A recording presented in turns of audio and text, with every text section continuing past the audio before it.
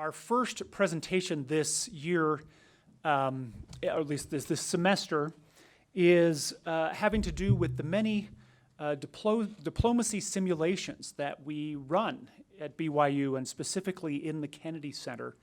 And you can see, right, the title of the presentation, Games for Good.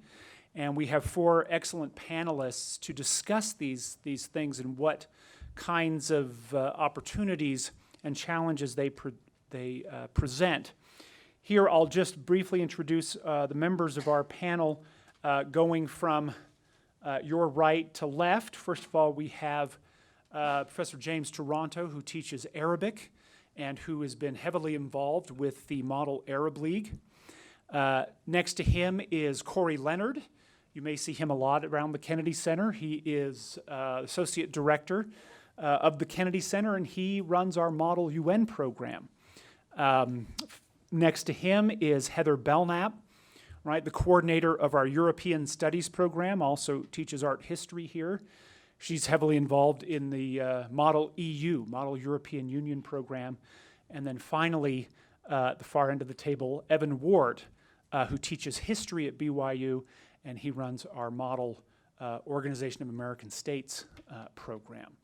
So right now, I'll just turn the rest of the time over to them. Let me just say one thing. There may be time at the end for questions. If there are, we'll ask you to come here to this microphone. This is recorded, broadcast often, and people who will be interested in this panel discussion, they want to hear your question and not just the responses from the panelists. So we'll ask you to come up here, tell us your name, what you're studying, and then ask your question when the time comes. But now, turn the time over to Cory and the panel. Thanks, Stan. And just to introduce you to these Games for Good that we're going to talk about, the Kennedy Center has had programs like this since its beginning of over 35 years ago. And I believe our model event simulation program has been going for more than 50 years. So there's a long history of these kinds of programs. We thought it would be helpful to start off by each talking about the respective institutions that are being simulated, kind of give you a framework for what these simulations are built on. And I think we're going to start with the European Union. As you can, is this on? Yes? Great. Okay, as you can see from the slide behind me, the European Union is an organizational body that is right now comprised of 28 nations. That may change soon as we have one member country who is thinking about going. That's, of course, England, and others who are interested in joining. And this is to facilitate certain social and economic and political goals and values of the European Union. So there are several institutions that are associated with the EU. I'm going to talk about the 2 primary ones that we simulate in the Model EU experience. So we have the European Council and the Council for the European Union, which is sometimes confusingly called the Council of Europe. But the people who are involved in this know which body they're working with and representing.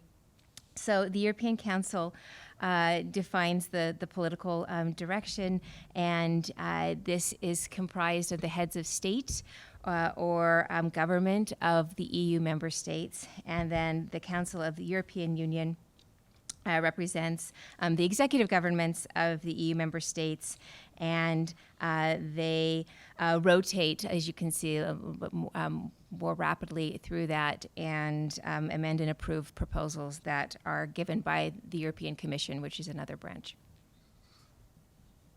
So here's an outline. I should point out that the president of the European Council is finishing his tenure, and there will be a new president early in 2019.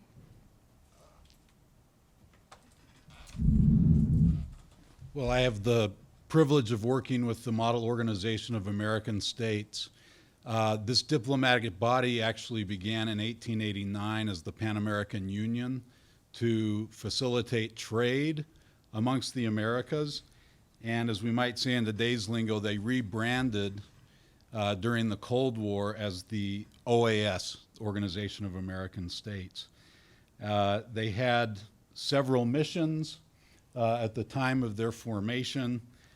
These included strengthening peace and security. It was primarily to keep communism out of the Americas. And more recently, their mission has shifted to that last bullet point there to encourage cultural, social, and economic cooperation. We can go to the next slide. I go through in this slide a few of the procedures. I think maybe the most relevant point to make is that of the 35 members, each state has one vote. So countries like the Bahamas, Trinidad, and Tobago have a disproportionate influence in the body. They meet twice a year, once in Washington, D.C., where our model is held, and then once in one of the associated members of the body. I thought it would be helpful, and we can just forward through the rest of this slide, to note some of their accomplishments. On the next slide. Thank you. During the Cold War, they facilitated something that was known as the Alliance for Progress, where the United States promoted economic development, social development throughout the hemisphere. Later on, towards the end of the Cold War, they established a Court of Human Rights, which has taken on greater significance as we move into the 21st century. And then, since the end of the Cold War, they've promoted democratic reforms throughout the Americas. And interestingly enough, sometimes this has gone against what the foundational country, the United States, intended, which illustrates that in some measure it is an effective body of promoting democratic initiatives.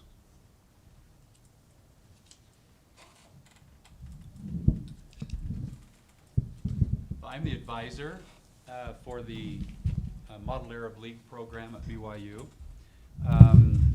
And it involves students not only from the Middle East Studies program, but from across campus. We have quite a few students who join from engineering, from math, we've had students from journalism, from the fine arts. So it's not just limited to the ones who are specializing in Arabic language and Middle Eastern politics. It's a nice mix. The Arab League that we seek to model is an organization, a regional organization. It claims it's the oldest regional organization in the world, as opposed to, say, the Model UN, which is an international organization. Founded in March 1945 out of the kind of tumultuous period of World War I and the dissolution of the Ottoman Empire, and then the withdrawal of the colonial powers from the Middle East and from Africa. It sought to bring the Arab countries together. Arab nationalism was on the rise at that time, as they sought to establish their own forms of government after being ruled by colonial powers. And so it started off with 5 countries, but now there are 22 member states that include not only the sort of the Eastern Mediterranean, called the Levant, the Gulf area, but also North Africa, some sub-Saharan countries like Sudan. And then there are a couple of states that most people haven't heard of, like Djibouti, which is in the Horn of Africa. There are several countries in that Horn of Africa, Somalia, in that area. But Djibouti is one of them, and then the small island country of Comoros, whose capital is Moroni. So we love that country too. Are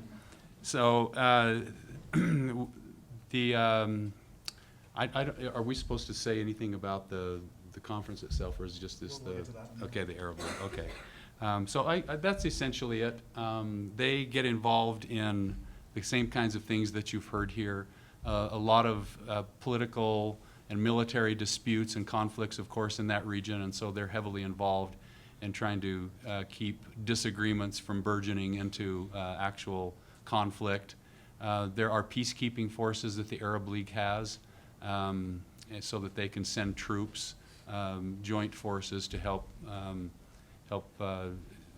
promote peace and to have diplomatic settlements for these kinds of things.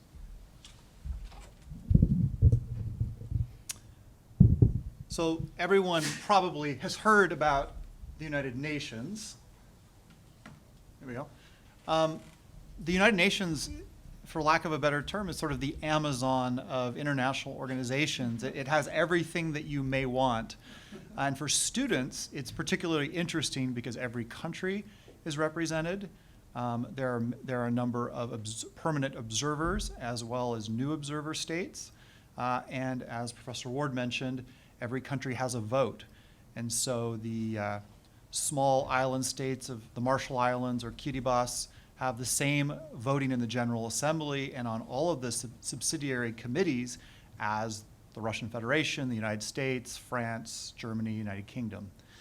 The five main organs are all part of what the UN works. And this is a very simplified image, but you get the sense of the different discussions that could happen in each of those bodies. The General Assembly has a plenary as well as 5 subcommittees, 1st through 5th, that addresses issues such as economic, special political, security, social, environmental, legal issues, as well as administrative and governing issues.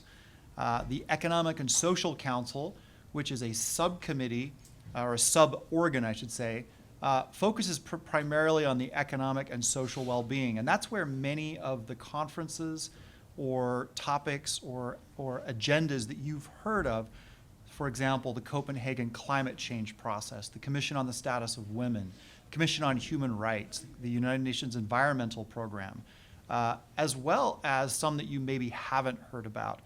My favorite UN acronym is COPUOS, the Commission on the Peaceful Use of Outer Space. So again, every issue that you would want to consider has been or is being or will be considered or debated or discussed at the UN. Now, this chart is more realistic and gives you a sense of that Amazon feel. Everything is there. And so it's a fairly complicated organization. It's led to a lot of criticism over the years by the United States Congress. The United States is famously generally not a fan, although it goes through different phases. But it creates a very interesting space. And as one UN scholar once said, if the UN didn't exist, we would have to create something like it.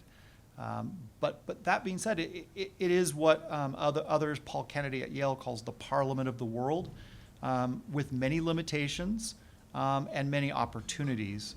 And each country goes to the UN with the intent of trying to advance its interests, create linkages and partnerships, and find ways to address not only their own national problems, but global issues and problems that they have. So now we thought we'd talk a little bit about how does it work on the simulation level. So you now know something about the institutions. How does it work in our respective areas? Again, we'll go back and start with Model OAS. Okay, fantastic. So the OAS Oh, is... I'm sorry, Model EU. I apologize. I got out of order. It's all right. Wish you could take the lights down so you could see the fabulous pictures of our fabulous team from last year. We send 6 students each year.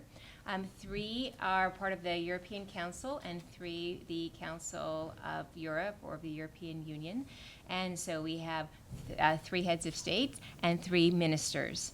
And so you spend an intensive day and a half when you go to the University of Seattle, which is where we go each kind of early March for this 2-day conference at the University of Washington. This is called the West Coast Model EU. And while we're there, the ministers and the heads of state try to pass proposals. There are various initiatives and agendas. We've been assigned the countries in advance, and we've been assigned the topics in advance. So last year, the heads of state were discussing immigration. So as you can imagine, that was not an easy issue to solve, and in fact, no resolution was passed. And yet the ministers of energy were discussing various energy initiatives and were able to, through their simulation of diplomatic conversations and so on, pass a really forward-thinking and kind of noble energy package for the EU.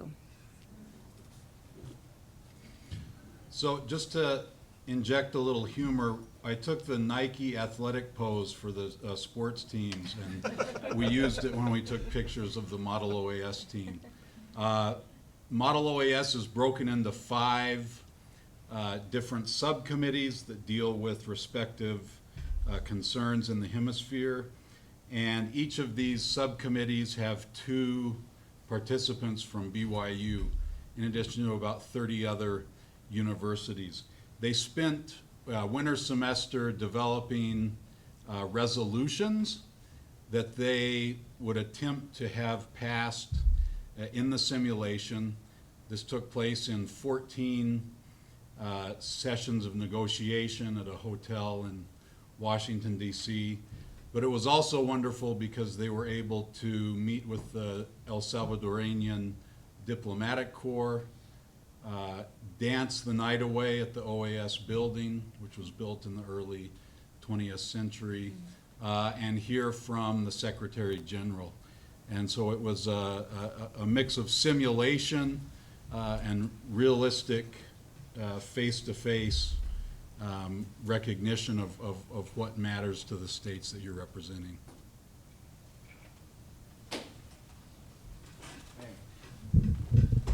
So it sounds like all of these simulations are somewhat similar in some ways, the format, the organization. Our team usually consists of about 20 students, as I said, from a variety of different disciplines and majors on campus. We meet just once a week during winter semester for 1 hour to do preparation, but the way that we have it organized anyway, it's pretty much student-driven. We have councils, 6 different councils having to do with political affairs, economics, Palestinian affairs, there's joint security, social affairs. So there are these 6 main areas, and students get assigned with partners to one of these 6 areas. And sometimes we actually break out into 2 different teams. But our first competition, the first conference that we hold is usually the end of February, first part of March, and it's here in the Rocky Mountains somewhere. Generally, it's been in Denver. So we'll take a long road trip across the mountains, a lot of fun over there, and spend time with universities from Montana, Wyoming, Colorado, and Utah. And there's usually about 10 universities. Air Force Academy also comes, and that's nice to have them there. And then we have the second conference, the second competition, which is the national competition, usually early in April, the first or second week of April. There we have, of course, universities from across the United States and even from the Middle East. It's a very rich and varied group, and a lot of chances for to interact and interface with people from different parts of the world and different parts of the country, make friends, and do the kinds of things that were mentioned here too. So we usually spend regional competition like 2 days up at the University of Utah or in Denver at one of the universities there. It kind of alternates between the 2 places. In these committee meetings, trying to pass resolutions, advocating for our positions, trying to build coalitions. It really develops some important skills and experiences for whatever your future career may be. And the same sort of format in Washington, D.C. The thing that's nice about the national competition is that we do generally have an opportunity to go to the embassy of the country that we are assigned to. So this last year we were Sudan, and we went to the Sudanese embassy and met with diplomats there, the chief of mission and several others who briefed us on the very turbulent time that Sudan is going through presently.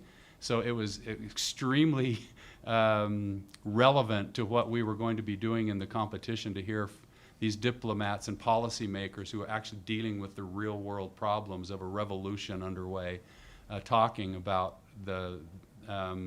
what needed to be done, what their aspirations were, what the problems were, what their foreign policies were, so that we could represent them as accurately as possible.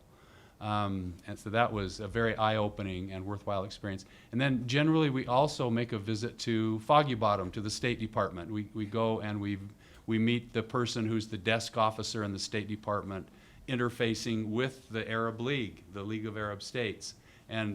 So to hear it from his or her mouth and to see what they're doing, to actually be put into their shoes and see it through their eyes, is a very rich experience. It makes it come alive. And then we oftentimes visit with the desk officer for the country that we're representing, like the Sudan desk officer. They just bring it all right up to date. So it's not abstract, it's not theoretical. We're talking about real world problems and how statecraft and diplomacy is carried out. You know, you're actually doing it and not just talking about it. So it's wonderful that way. You make lots of friends. It's that particularly conference is held at Georgetown University, so we enjoy being in that part of Washington, D.C. as well. So all in all, the students have really enjoyed it, and we always have a good time, but also learn a lot, and a lot of them feel like it's one of the most important experiences they had in their college time. Well, one of the threads and commonalities that I just like to emphasize among all of these programs is that they are based on the principle of consensus. We've mentioned that countries each have votes and can represent their interests. That's a very different process than a lot of places, a lot of institutions. In U.S. politics, consensus is fairly uncommon. And so the idea that you're trying to get a majority, a simple majority, or sometimes a 2/3 majority, or ideally the entire room to agree around a particular idea is quite different from most of the world of politics and decision making. So that's an important similarity. But one of the distinctions I've observed between each of these programs is that the regional and EU simulations tend to go much deeper into the policy, whereas I think the Model UN is a good sort of entry point for students who are interested in learning about these processes. And at BYU, our program is run that way. So we have about 100 students in the fall semester class. It's open to all majors. And those students become introduced to, again, we think about it as 5 skills, which I'm pretty sure these 5 skills apply to all of the programs. Research, policy writing, parliamentary procedure, public speaking, and then negotiation and diplomacy. Now, the State Department has 13 dimensions they look for in hiring a U.S. diplomat. And you can take those 13 dimensions and pack them into those 5 skills. It just seems like 5 is an easy number to remember. But those are the hard skills that I think students in all of these programs develop. In Model UN, as I mentioned, there's a wide range of issues. And so if a student comes in and says, I'm interested in meteorology, what do you got? Well, there's the World Meteorological Organization. In fact, there's a BYU graduate who works for them in Geneva. And so you can find almost any issue. One year we had a very interesting situation where a genetics student who was working in the College of Life Sciences was representing France and was taking positions for the French against genetically modified food. At the same time, he was working in a BYU research lab developing genetically modified food.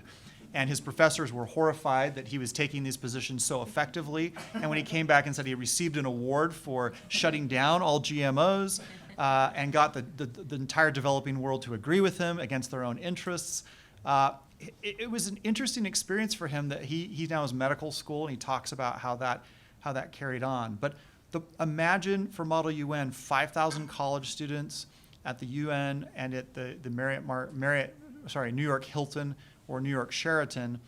50% of those students come from outside of the United States. It doesn't feel quite like Provo, but it does feel a lot like the United Nations, and it gives students an opportunity to interact with students from all over the world.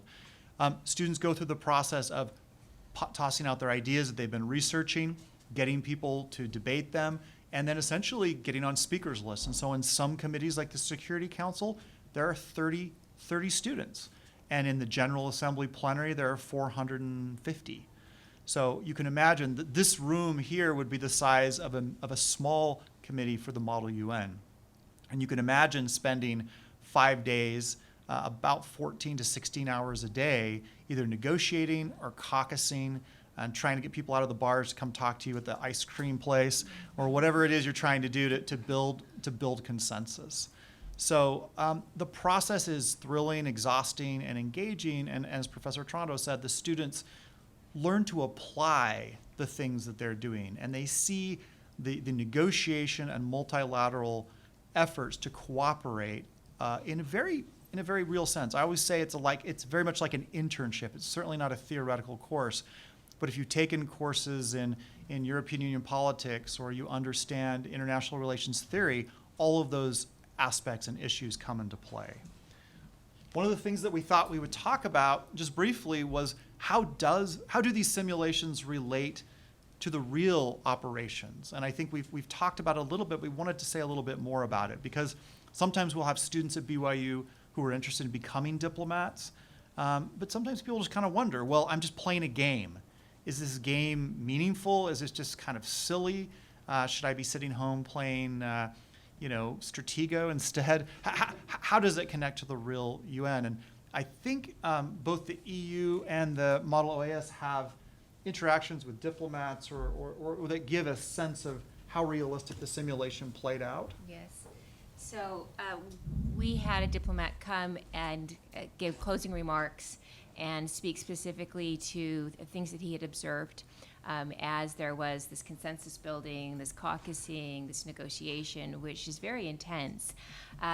Much of it happens in the two rooms, one for the Council for Europe and one for the European Council, and where you can see, and it's fascinating to watch as you gather these coalitions and as you try to debate some of the finer points and how you kind of navigate ego and certain agendas and it was fascinating to just see the kind of the numbers move and so on and the diplomat who spoke last year talked about how this is part of the reality. Sometimes it is done in the bars or restaurants or off-site as you try to find common ground and move these resolutions forward.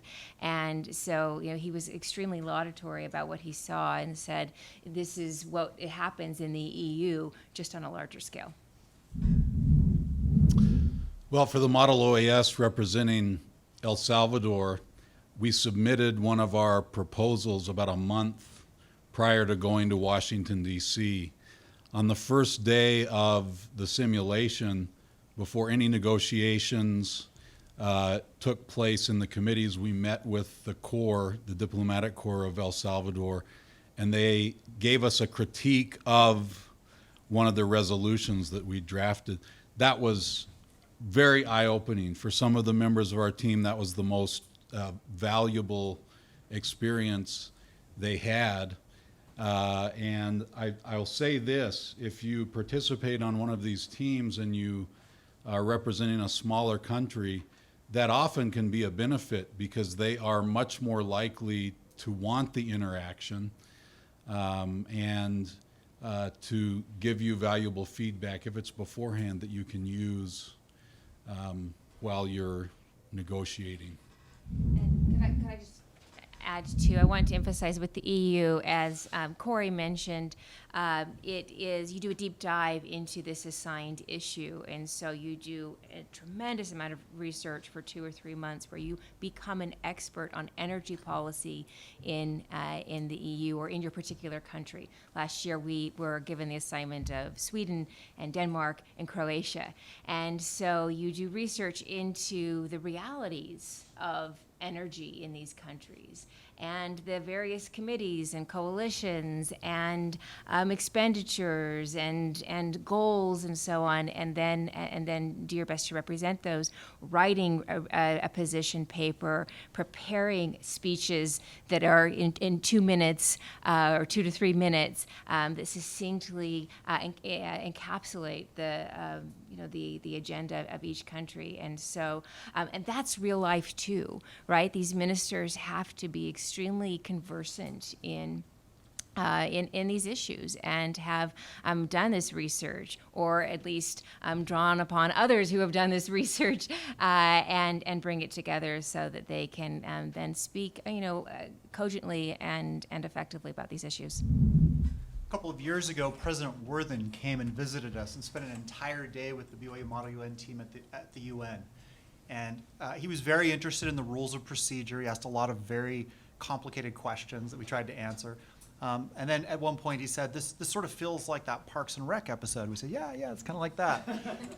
But it was interesting because at the end of the day he leaned over and said, this involves lots of individuals playing different roles, representing different interests, dealing with conflict, trying to articulate their ideas the best they can, stepping on each other's toes, sometimes forgiving each other, sometimes not.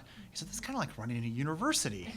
And I think there are realistic, as Professor Jensen says, realistic connections to running organizations. And again, we'll show you some examples of what some of our students and alumni have said about how these skills are transferable. Another realistic aspect, for Model UN, we have had country briefings as well. And so some of the most memorable experiences we've had, I remember representing Iraq, going to a very nice brownstone on the upper east side of New York City and sitting beneath a giant portrait the size of this wall of Saddam Hussein as we very kind of nervously asked questions. Or 2 years ago, we represented the Russian Federation, and we visited the permanent mission for the Russian Federation the day that Vladimir Putin had just expulsed and rendered persona non grata 60 US diplomats. We were still welcomed into the permanent mission, and we had an interesting briefing, and there was a tweet about it from the Russian permanent mission. But also, as Professor Ward says, small countries.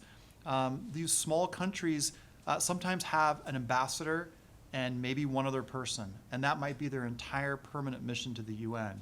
And so that's been an interesting opportunity. I know Professor Ken Stiles in political science for a while ran a very successful internship program for BYU students at the UN, where students could go to smaller states and participate, and essentially would go to UN meetings every day, representing, sitting in the chair where those countries normally had held. And there are lots of other connections that might be interesting. So research programs at the Kennedy Center, such as Women's Stats, has sent 23 student coders and researchers to the Commission on the Status of Women. They were able to do that using the Kennedy Center's UN accreditation. And the skills that they use to interact with delegates and to advocate for the research and to show the outcomes that they were doing are essentially the same skills that students develop and learn in these kinds of simulations. So why don't we talk a little bit lastly about what the impacts are. So what do students get from these kinds of experiences and opportunities? Just to kind of introduce it, there's a notion, I believe the president of IDEO as well as the Career Center at Michigan State talks about T-shaped skills.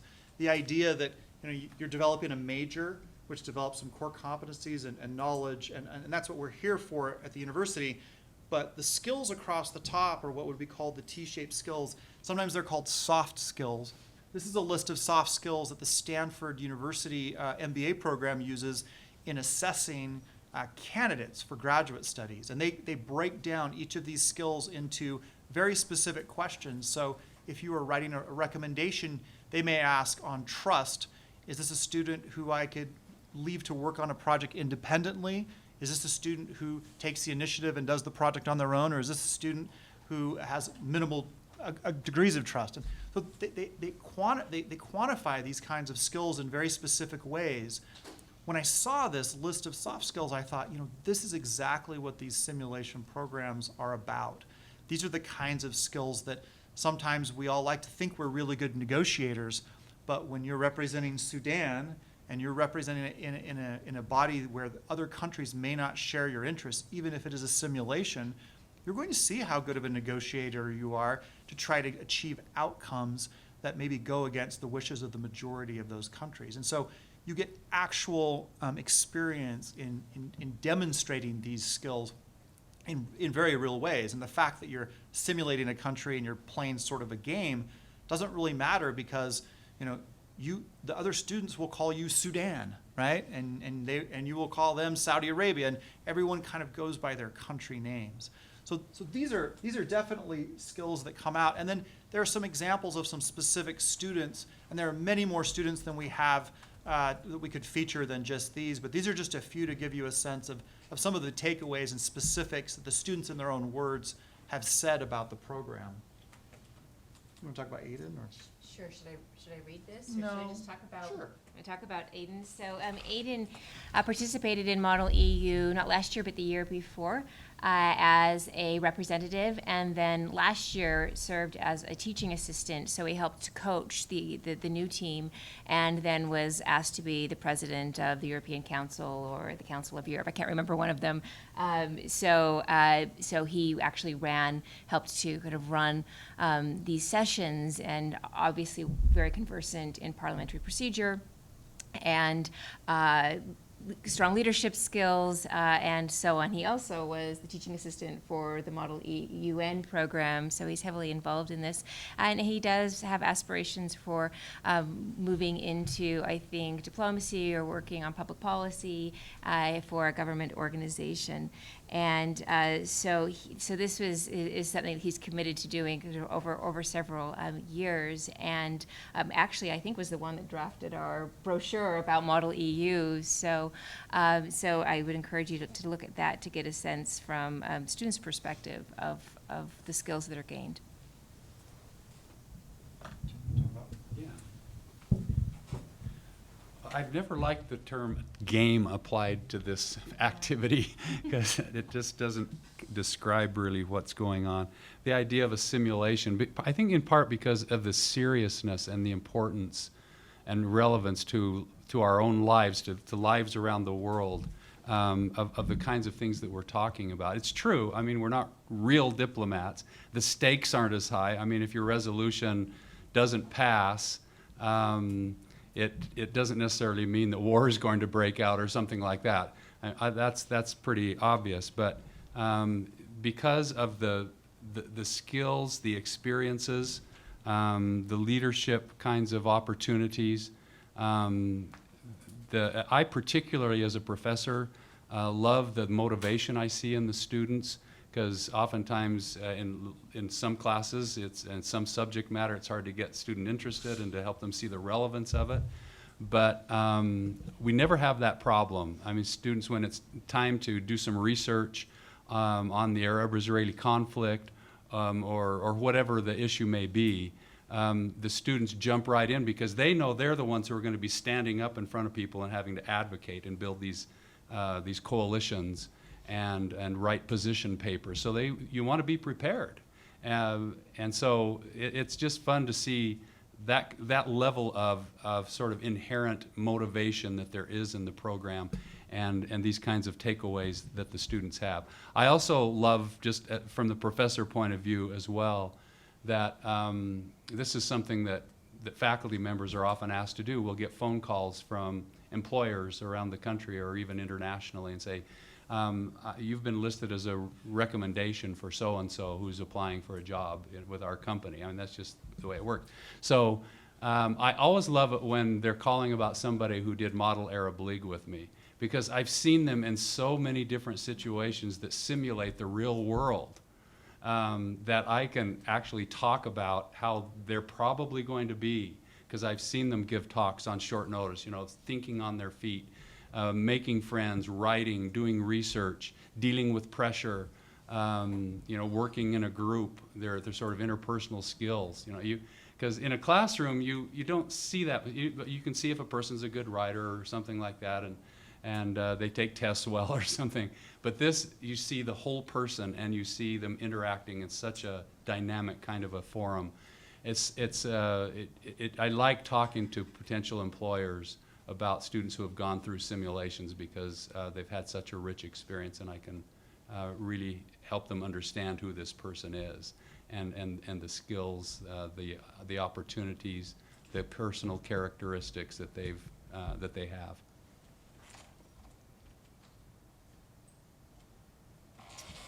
We don't have the deepest pool of participants because we just completed our first year, but Shaylin Stoll was one of our outstanding students, and I think you can see here what she mentions about how her public speaking, I would say her research skills were significantly deepened as a result of this.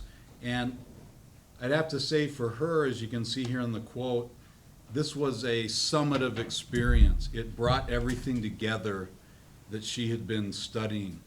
And in some senses, it's like going on a mission. You can do all the preparation that you want, but then once you're actually in the situation and have to use the skills, the experiential element of it is what makes the students come alive. And Chandler, granted, he was in the middle of making a decision on where to go to graduate school, but I'll tell you that in many instances, this opportunity will affect what you study that semester or in subsequent semesters. He chose to do his capstone on a topic related to the position he was taking in Model OAS. Well, and I could go on probably too long with the examples of students. In fact, just a couple of years ago, we reached out to alumni who've been out under 10 years just to kind of see what their experiences were and to give us specific examples in their jobs, in graduate school, in their families, in their lives where they'd used the skills that they'd developed.